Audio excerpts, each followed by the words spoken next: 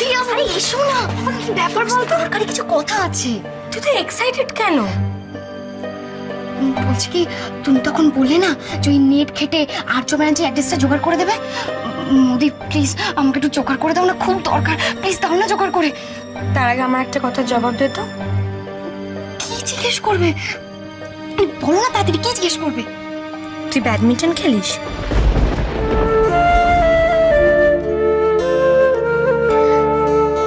খেলতাম।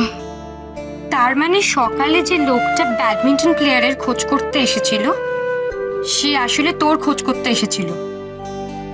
দিয়া, ওই লোকটা কি আর্য ব্যানার্জি? তোরা একে অপরকে ভালোবাসিস?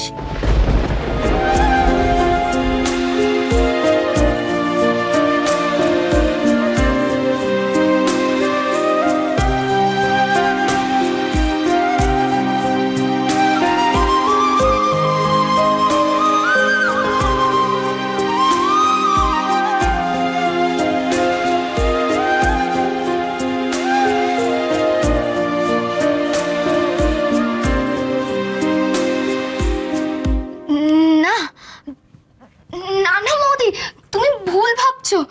আসলে আমি আগে ব্যাডমিন্টন খেলতাম, তো উনি আমার কোচ ছিলেন।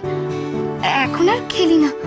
আসলে ওনাকে আমার কিছু দরকারি কথা বলার ছিল, কিন্তু কিছুতেই যোগাযোগ করে উঠতে পারছি না, তার জন্যই তো ওনাকে খোঁজ করছি। ও ঠিক আছে, দাঁড়া, আমি ট্রাই করে দেখছি ওনার খোঁজ পাই কিনা।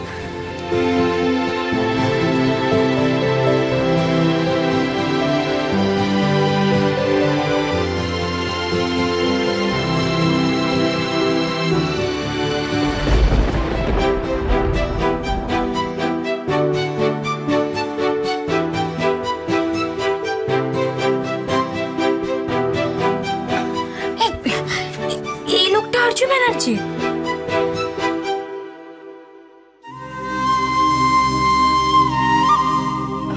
মানে এই লোকটা ব্যাডমিন্টন প্লেয়ার?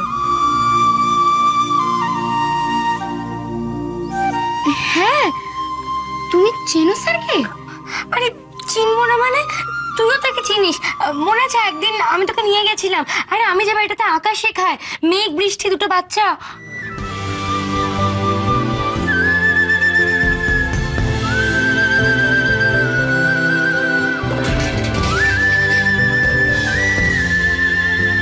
কি ব্যাপার, কি করছেন আপনি এখানে?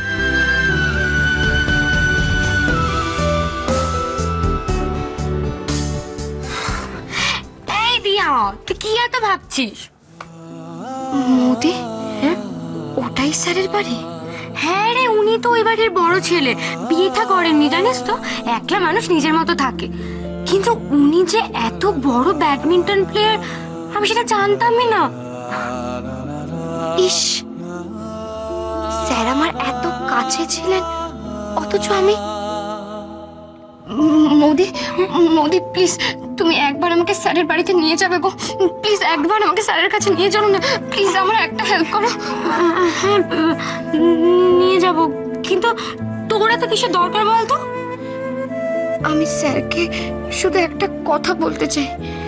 কি কথা? আমি বলবো যে আমি আর কোনোদিনও ব্যাডমিন্টন খেলবো না।